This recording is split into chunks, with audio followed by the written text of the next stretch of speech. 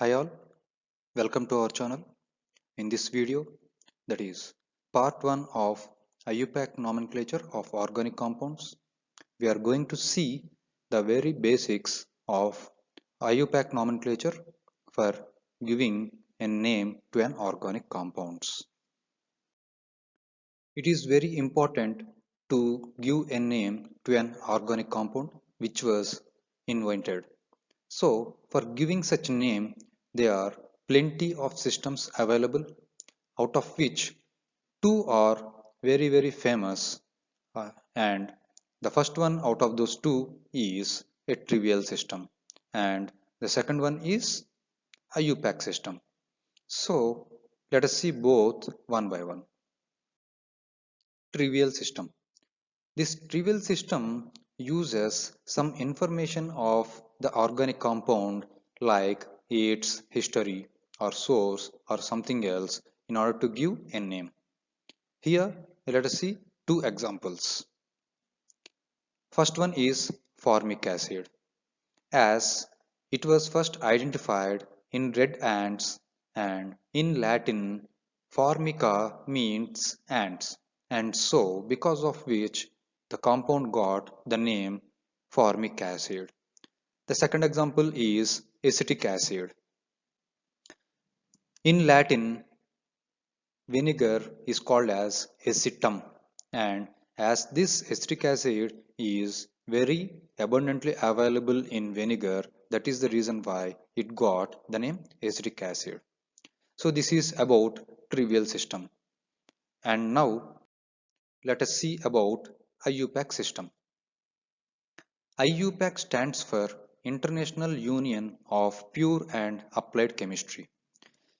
By following a specific set of rules that were given by IUPAC, anyone can give a name to any complex organic molecule very easily. And the name that was assigned to an organic compound with the basis of these latest IUPAC rules is called as a systemic name. And how to give that systemic name to an organic compound is what we are going to see in these videos. And in this part 1, we are going to see the basic introduction about this IUPAC system. If we want to write name of an organic compound with the help of IUPAC system, we need to know the parts of this IUPAC name. A typical IUPAC name consists of 4 parts. The first one is prefix, second one is root word, third one is primary suffix, and fourth one is secondary suffix. These 4 are the parts of a typical IUPAC name. And now let us see all these 4 parts one by one. Coming to the first one, prefix. This prefix denotes the substituent groups that are present in the given organic compound. So, what sort of substituents are present and what prefix we have to give is the thing we are going to decide while adding prefix to a compound. Here I am going to show you few examples of prefixes. Here these are all halogens. For example, if you have fluorine as a substituent group, you are going to add the word fluoro as a prefix. The same repeats with chlorine, bromine and iodine as a chloro, bromo and iodo. Few other examples are nitro functional group, then we are going to add a prefix of nitro. If you are having a single carbon containing side chain as a substituent group, then we are going to add methyl as a number carbon 1 stands for meth. And the same, if we are having a side chain containing 2 carbons, then ethyl. And if we are having the same with 3 carbons, then propyl.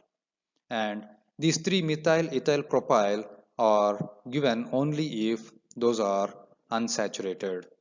If those are saturated, according to that, the prefix is going to be changed.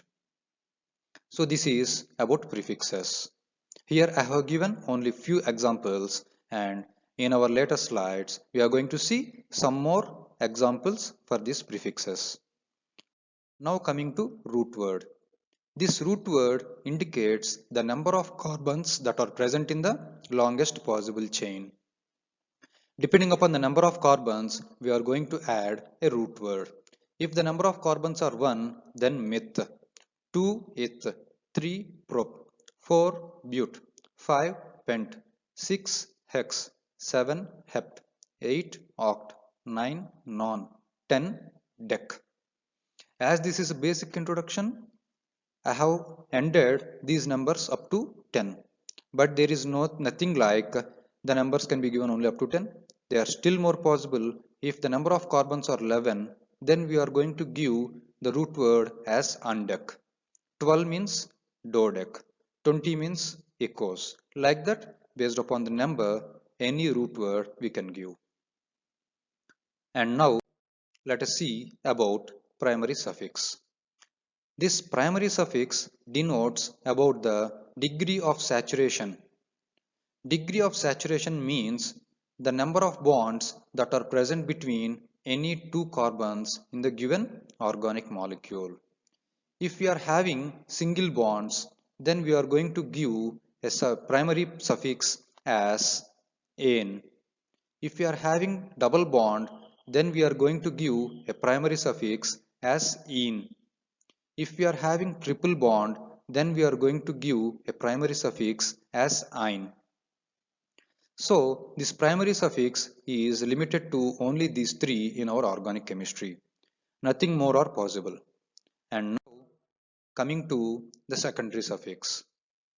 This secondary suffix represents the primary functional group or priority functional group in the given organic molecule. If the given organic molecule is having only one functional group, then by default that is considered as the secondary suffix.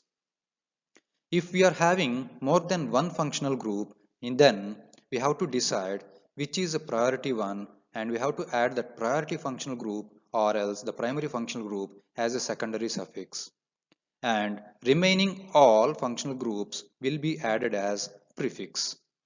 So let us see what are these primary suffixes and secondary suffixes. Here, this is the priority list of functional groups. Here you can see in the parent chain, the lower priority functional groups will be preferred as a prefix, whereas the highest priority functional group will be given as a suffix. For example, carboxylic acid. If this is the highest priority group present in our functional group, then we are going to add it as a suffix, that is oic acid. If not, we are going to add it as a prefix. If it is the lowest priority functional group, then we are going to add it as a prefix and it is going to be carboxy.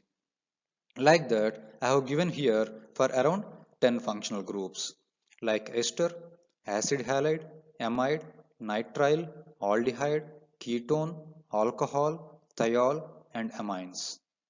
So there is another set of functional groups which are always preferred as a prefix, even though these are the only functional groups that are present in the given organic molecule. These should be mentioned as prefixes only. For example, alkyl halides, ethers, nitro. These three functional groups, even though those are present as a single functional group, monofunctional group, these are preferred to be prefixes. I have given here few examples. For halogens, it is like iodobutane, 1-iodobutane. You see, iodo, even though it is the only functional group, it was added as prefix. And ethers, 1-methoxypropane. And another multifunctional group, that is a alkyl halide and a nitro. Even though they are two functional groups, both are going to be prefixes because both comes under the same category. That's why the name became 4-chloro-1-nitropentane. With this introduction, I would like to show you how a typical name looks like. A typical IUPAC name looks like this: prefix or S, that is If we are having only one substituent group, then it is going to be prefix. If there are more substituent, then prefixes, followed by a root word, followed by a primary suffix, followed by a secondary suffix. Now, let us try to work out with an example. The example given here is having total 4 carbons and one functional group. And the functional group that was given here is hydroxyl functional group. And out of this, the longest possible chain is having 3 carbons and 1 carbon is the substituent. So first of all, let us see how we are going to number this. In order to give numbering, the numbering should be started from alpha carbon. Alpha carbon is nothing but the carbon that was directly attached to the functional group. So here the hydroxyl group is the functional group and this is the carbon that was directly attached. That's why we are going to start numbering from this carbon. That's what I have did here. The numbering was started from here followed by 2 and then number 3 can be given either here or here, both are same. And with this numbering, we are going to write down the 4 parts of our IUPAC name. Coming with the first, that is prefix, as this is a single carbon containing side chain, I have added methyl. And then root word, as they are having 3 carbons in the longest possible chain, that's why I have added prop. Primary suffix, all are single bonds, everywhere those are single bonds, that's why I have added ane. Secondary suffix, the hydroxyl group, this is the only group that is present and obviously it is going to be the priority functional group, and so if we want to add this as a suffix, then we have to add OL. So these are the 4 parts of our IUPAC name and now we are going to mix all these. Then it is going to get a name like this.